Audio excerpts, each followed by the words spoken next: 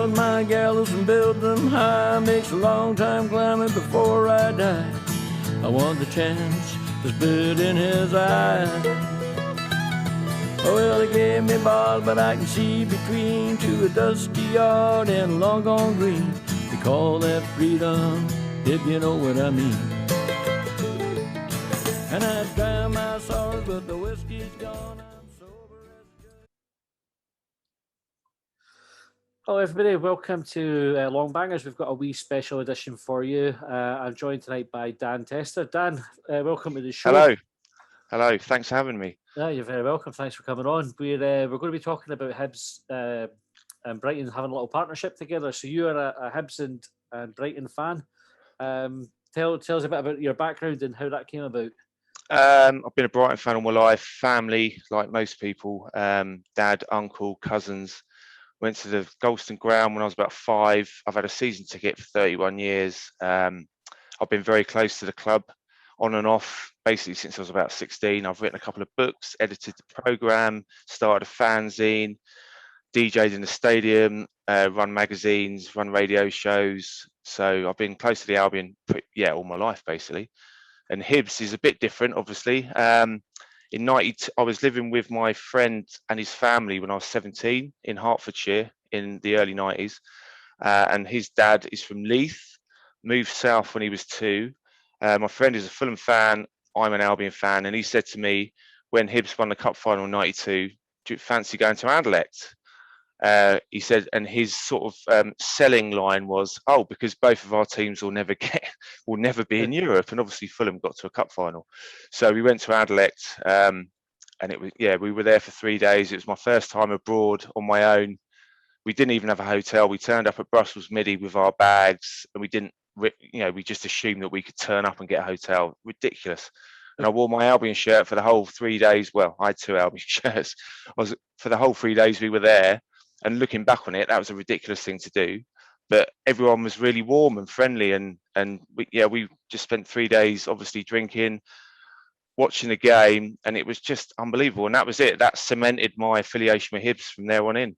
Excellent. I think there's some legendary tales about the bus trips to and from Anderlecht. If you ask certain Hibs supporters, I think it was quite a wild trip. It was, yeah. And did you get up to Easter Road at all, or? Last time I went was the Hibs won 3-0, but I can't remember the opposition. But the time before that was Lee Griffiths' free kick from 40 yards that hit the bar against Hearts and crossed the line, but wasn't given. Yeah. And then, so I think that was about 4 or 5 years ago, but I have been since. But let's just say it was a very heavy weekend, and I can't remember the opposition. They're the best ones. Yeah, to my absolute shame. That game where Griffiths scored the phantom goal. My son Josh was a mascot that day. Oh, right. I think it was Matt Dunn was the player whose hand he held to go out onto the pitch, which is probably the least, or one of the least fondly remembered players from that era. But there you go. So Hibs have announced and Brighton have announced a partnership with each other. So I've got to be honest, I don't know too much about Brighton other than from when they kind of came up to the Premier League in England and started featuring on Match of the Day. So what's their journey been like to get to that point? Okay, I'll try and keep it as brief as possible. Fairly mundane until the 50s, third division for like 50 odd years, no promotion. Yo-yoed up and down between the third and the second till the early 70s. And in the mid 70s, we got a new chairman who put a bit of money in. We got promoted to the first division. Just before that, Brian Clough was our manager for 9 months after Derby and before Leeds. And he left us and went to Forest, did fairly well after that. We got promoted to the first division. We were there for 4 seasons, got to an FA Cup final against Man United. We lost. And then after that, basically, it was down, down, down. We got taken over by a businessman from Blackburn who had no affinity with Brighton, sold our stadium. We had nowhere to go. We were bottom of the 4th division in 1997. So we had no stadium. We had the last game of the season. It was us or Hereford that would get relegated to the conference. We drew at Hereford to stay in the Football League. That's the most incredible. I'll do a longer piece on that one day if you Yeah. want. I mean, basically we had no ground, and if we'd lost, we would have been non-league. We would have gone out of business. But we drew. We stayed in the league. So then that summer in '97, we set up a fanzine called Stars and Stripes because we had to do something. And we played our home games at Gillingham for 2 years, which is 80 miles from Brighton. So for 2 seasons, we finished 23rd in the 4th division, playing home games in Kent. And that was grim. And Dick Knight was basically our saviour. So he was our chairman until 2009. We played our home games at Withdean Stadium from 1999 until 2011, which is an athletics track with no roof. The stands are obviously a long way from the pitch. So while we were there, we won a playoff final at the Millennium Stadium in 2004. So we got promoted to the Championship. We got relegated again. And then the whole time this was happening, we were trying to get a stadium. So it took 14 years. And then it got to a point where John Prescott, whose decision it was, came to Withdean as a guest. And we gave him a pie and a cup of Bovril. And the people that were against the stadium decided to use that against us as bribery. And it got put off for another few years. This is true. This is genuinely true. That's mental. And then Dick Knight stood down in 2009 and Tony Bloom took over, who's now our chairman. And Tony Bloom's family have got a rich history with the Albion as directors. And Tony Bloom is a self-made man. He's a billionaire.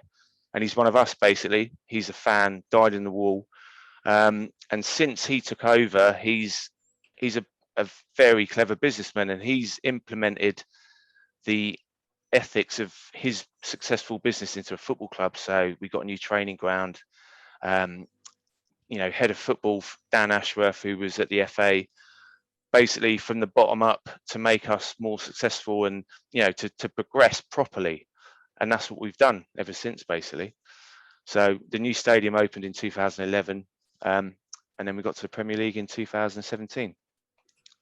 That's a great story. So I was completely unaware of that. Completely.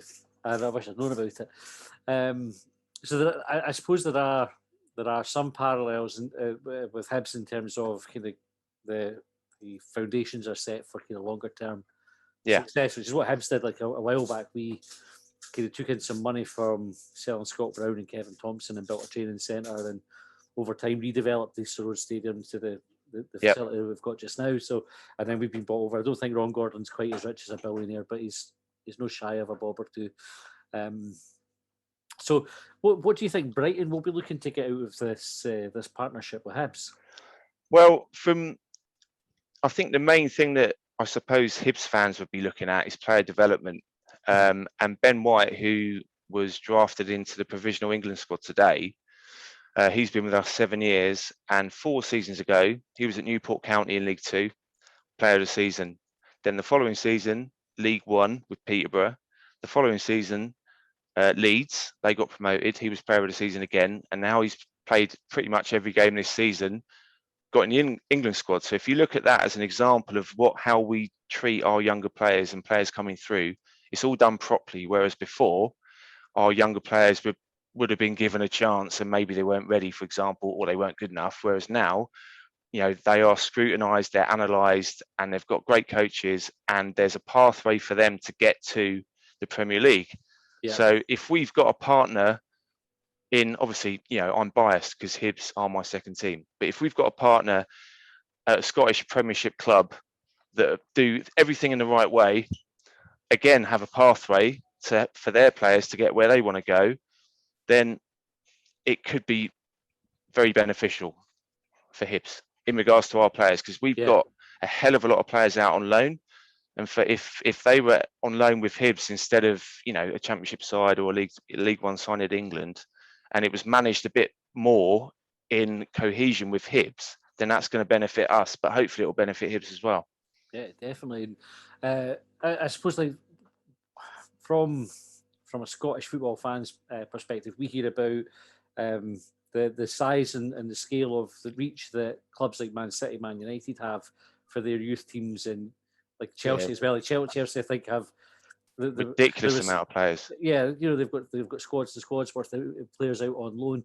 Where do Brighton sit kind of scale-wise compared to those clubs? Nowhere near it. Right. Absolutely nowhere near it. We've got no delusions of grandeur whatsoever. You know, from the very small potted history that I've just described to you, where you know, Albion fans of a certain age, we know where we've come from. You know, and for us to be in the Premier League for the 5th season running, you know, I'm not sure if you've seen about our lack of, let's say, potency up front, which has been a problem all season. But we play good football. So you look at that and you think, well, the potential is there if we sign some decent players over the summer. We've got a great manager.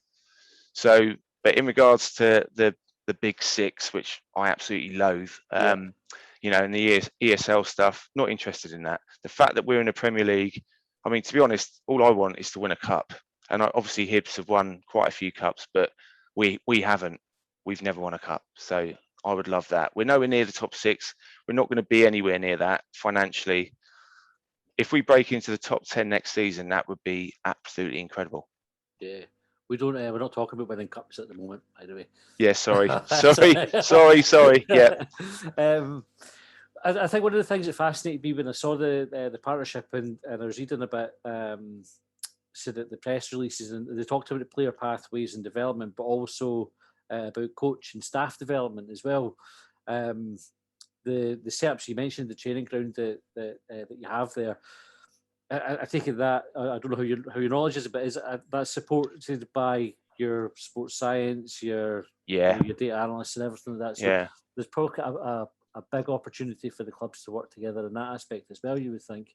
Definitely. And if I can give you one example of where we've come from in regards to the training ground, when we played with Dean, so the late 90s, I did some work experience at the Albion in the summer when I was at university. And we trained actually opposite where the stadium is now at the University of Sussex on their sports ground, which was very rudimentary changing rooms, the sort of ones you get down the park. And I was tasked with putting the numbers on the training kit, and they gave me £20 from petty cash. I went to Boots, I bought an iron, and I went to the training ground, and Ian Culverhouse was one of our coaches. He used to play for Tottenham and Norwich. And I had to put iron on all of the numbers and the letters onto the training kit for a whole day. And the following day, I got a phone call from the club. Mickey Adams, who was our manager, basically I didn't put the iron on hot enough, and all the numbers came off in the wash from the first time they washed it. So from 1999, having a training ground that wasn't ours, that was very, very basic. Now we've got a world-class training ground with all manner of sports, you know, sports science, like you said. You know, there's a full-size indoor pitch. There's 7 outdoor pitches. There's a stand, I think, which holds 1,000. The women's team have got their own area now, which has been built in the last couple of years. Brilliant. So it's top level. Yeah, it's quite exciting, isn't it? You know, when you kind of look at, I mean, I suppose historically, Hibs would have been a bigger club than without a doubt. Than Brighton. Without a doubt.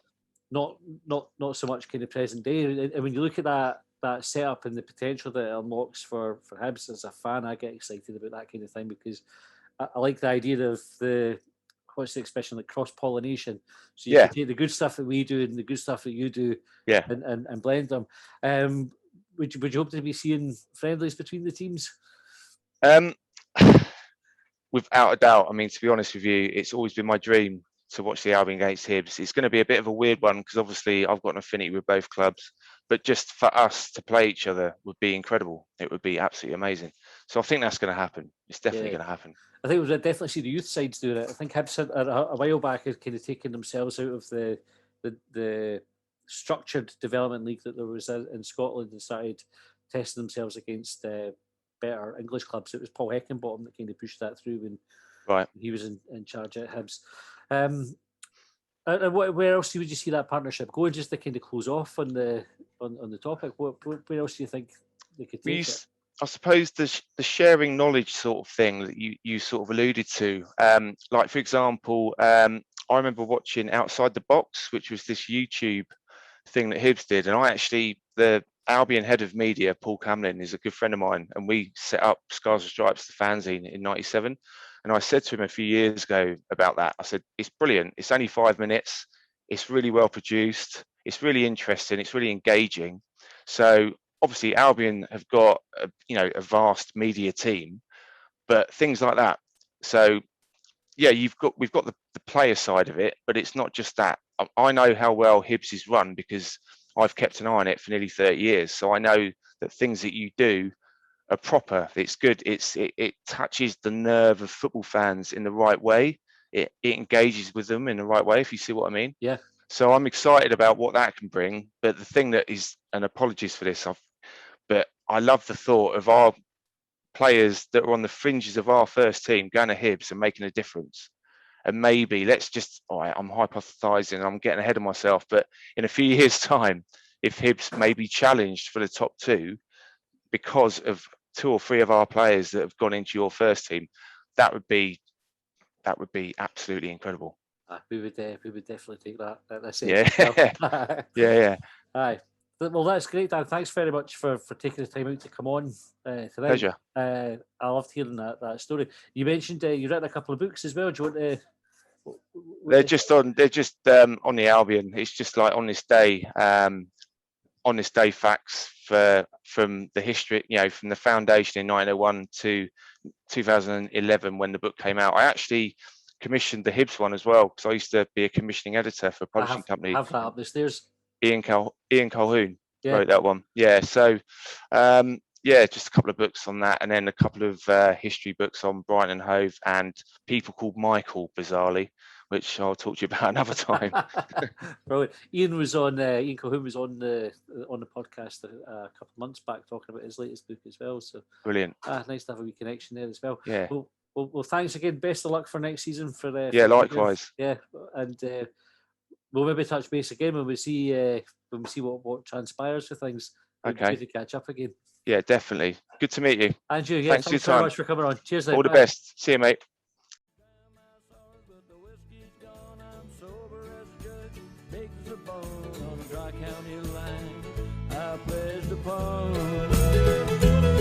Well, they trailed me down when I broke free. I drank all the whiskey in Tennessee.